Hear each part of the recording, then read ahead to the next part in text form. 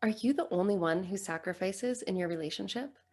If you are, I am willing to bet that you feel frustrated most of the time, often angry, often resentful, probably overwhelmed, and I bet pretty anxious, right? It is horrible to feel like you're the only one who sacrifices, and it feels like you are unloved and nobody else cares, and you are the only one who cares. And why doesn't somebody love you as much as you love everybody else? Why isn't somebody willing to sacrifice for you? Why does it always all have to come down on you? It's like this horrible mess of feeling like angry and frustrated and resentful at your partner or the people that you care about for not sacrificing for you, and also feeling like kind of sad and anxious and upset that somehow you're not good enough, not worthy enough, not getting them to do these things for you.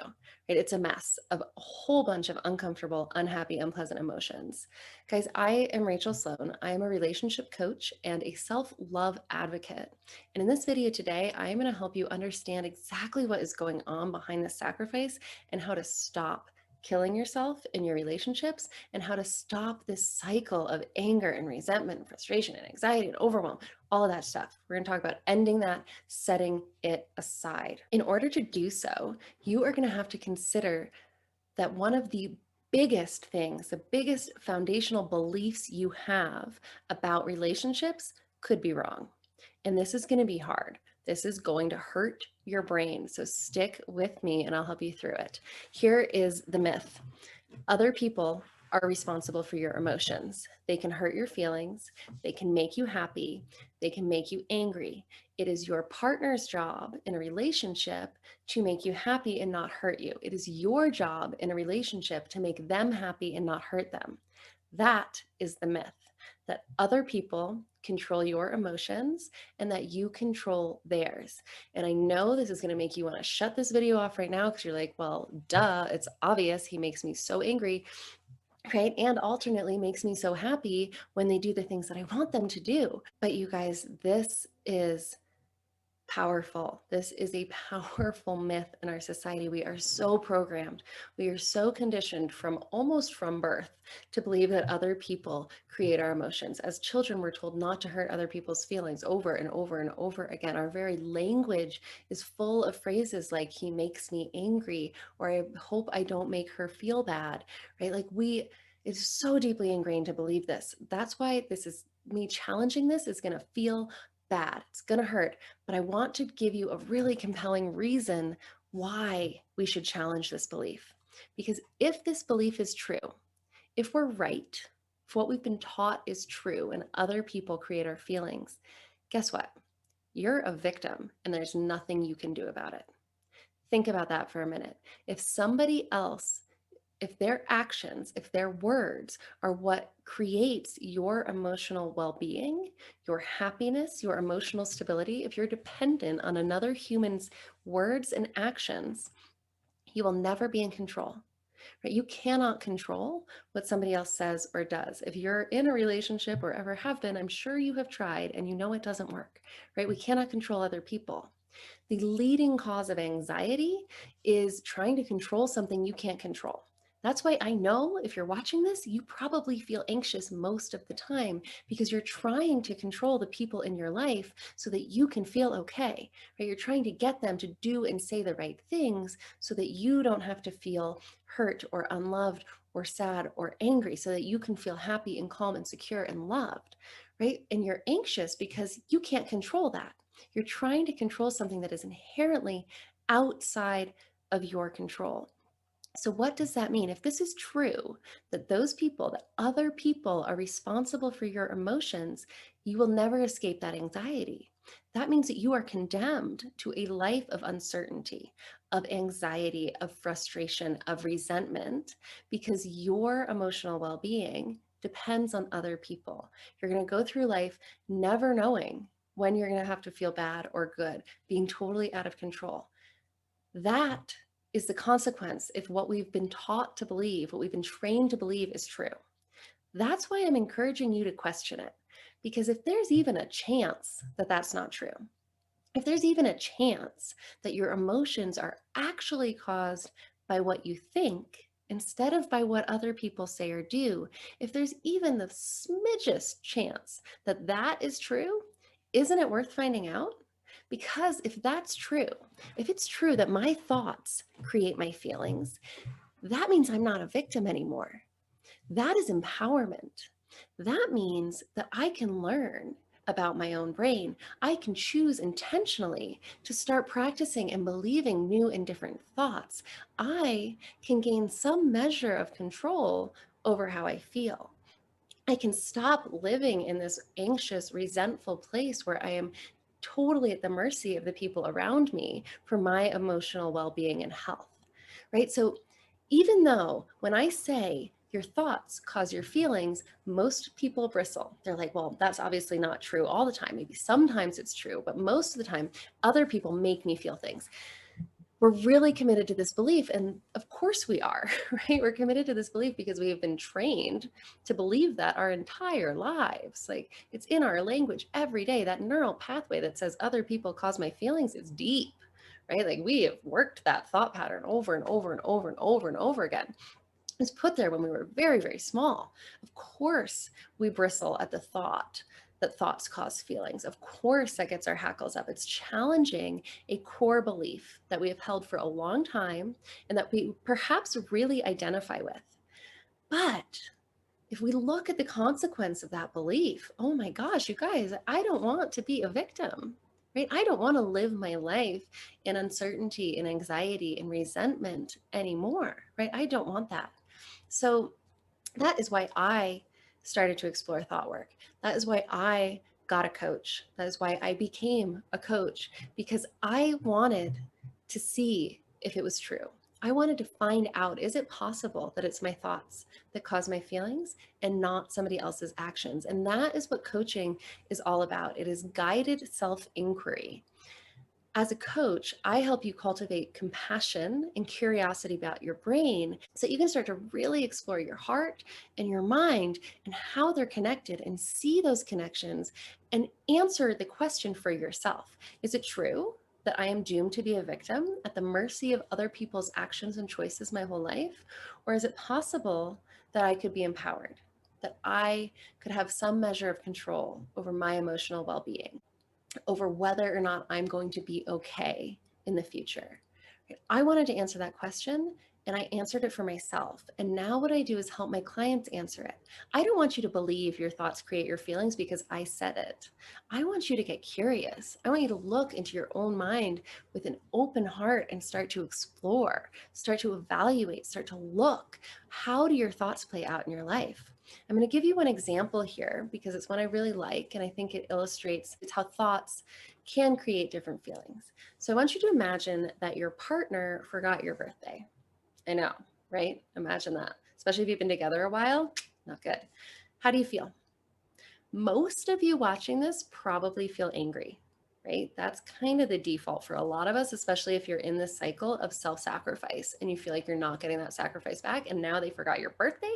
Yeah, I'm going to be pissed, right? But why? Why am I pissed? I'm pissed because I have the thought something like, oh my God, what a jerk. Only a total prick would forget my birthday, right? Or another thought like, I'm always doing all of these things for them. And how could they not even remember this one little thing that is so important to me? Right? Those thoughts make me angry. But the reason I know it's the thought making you angry and not the other person is because somebody else who watches this video is going to be like, I wouldn't feel mad. I would be sad. If you ask them, well, why would you be sad? They'd be sad because they'd be like, oh, they must not love me, right? If they loved me, there's no way they'd forget my birthday. And they're going to feel sad and abandoned, right? Different thought, same circumstance. The partner still forgot the birthday. And I'm also willing to bet that there's going to be at least one person who watches this who's going to be like, he forgot my birthday. I would feel compassion and worry, right? And you're like, what? Why would they feel that? Because that person would think something like, oh my gosh, they forgot my birthday. What could they be going through that would be so hard that they would forget something so important? They must really be suffering. I hope they're okay, right? That line of thinking would create a compassion or worry for the other person as opposed to anger or sadness. But it's all the same situation, the same circumstance, the same partner forgot the same birthday, different thoughts, different feelings. And I know when we start to get this awareness and start to look at like maybe it is my thoughts, my go to like Gut reaction is like, well, then I'm the asshole. It's all my fault, right? I'm the one creating all of this emotional pain. And then we're really mean to ourselves.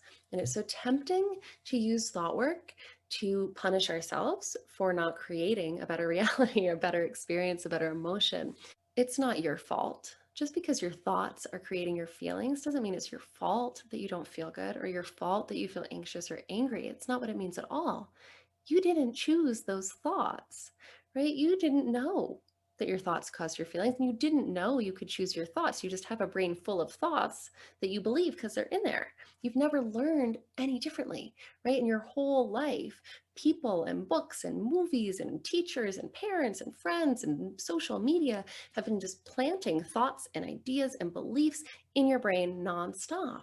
And you've just embraced them all as yours because you didn't know you had any other choice, right? So, yeah, your thought creates your feeling, but that doesn't mean it's your fault that you feel anxious or angry or sad.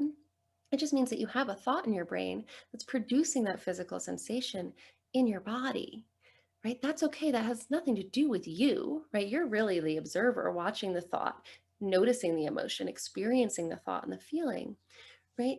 It doesn't mean anything about you that you have that thought. It just means you have a lifetime of thoughts in your brain, and sometimes they pop up and they make you feel things.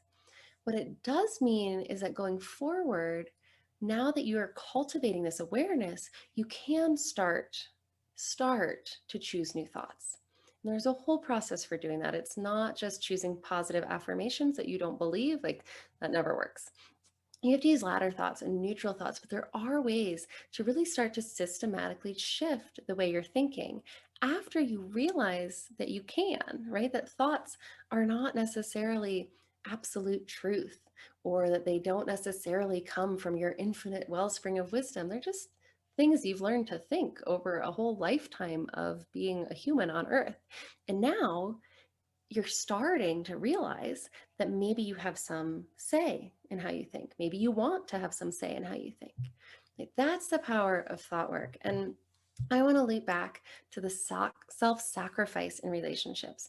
The reason that you're sacrificing in your relationship is because you're trying to make your partner happy, right? You're trying to make somebody else feel good, right? Because that's part of the story. That's part of that myth that we control other people's emotions. So for you to be a good person, to be a good partner, you have to make the other person happy.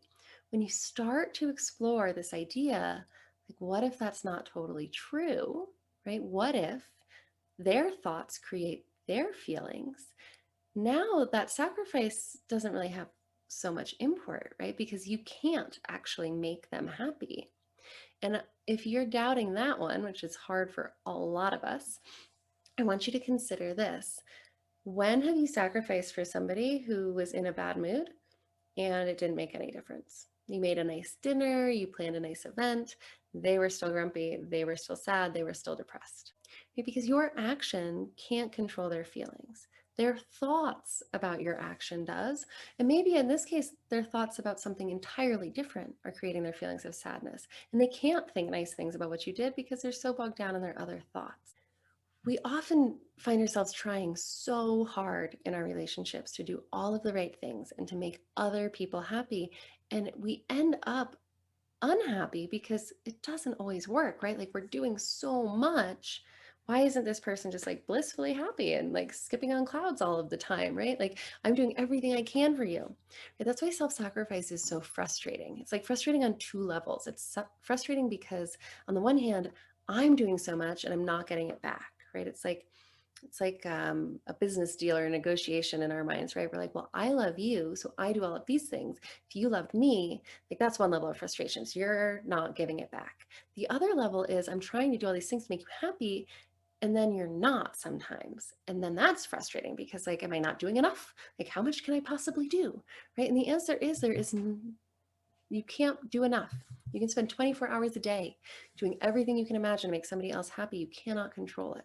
You cannot control what somebody else thinks and feels and how somebody else acts.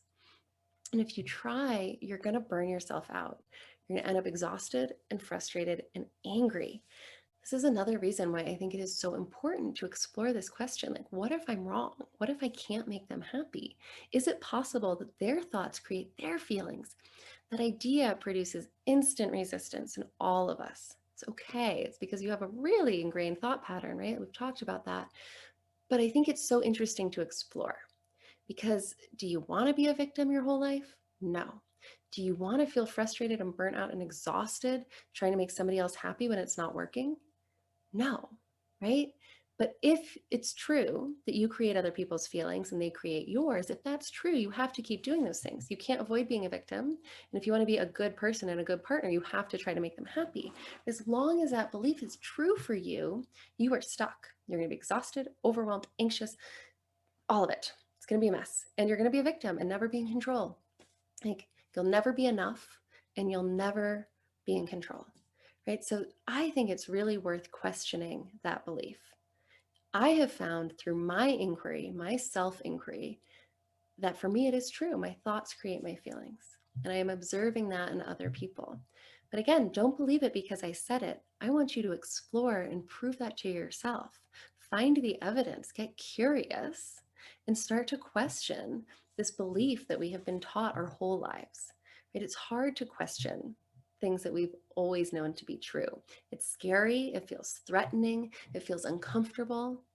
But when you consider the consequences of not doing it, I honestly think it's really our only option. If you would like help with this, because this is hard work, you guys, it is hard to challenge these deeply ingrained beliefs. And it's also hard to challenge these beliefs when everyone around you shares them, right? If you need help, if you need a guide, if you need support in this, I want you to book a free strategy session with me. I can help you through it. My main coaching offering is a program called the Relationship Foundation, which is a 3-month long one-on-one coaching program where I help you really cultivate deep self-acceptance and self-love. It is a 12-week journey to self-love.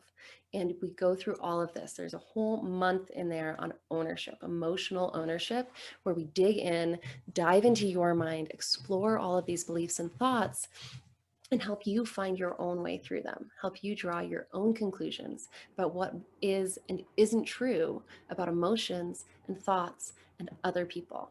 So if you want help in that work, please book a free strategy session with me. There's a link below in the description. I would love to talk to you, hear about what you're struggling with as far as sacrifice and compromise in your relationships. Guys, I hope this was helpful. I know this is a challenging topic and it's an uncomfortable one to think about, but I hope that you can see the value in starting to question some of these really deeply ingrained beliefs that we have. All right, guys, have a wonderful day. I will see you on Saturday. Bye-bye.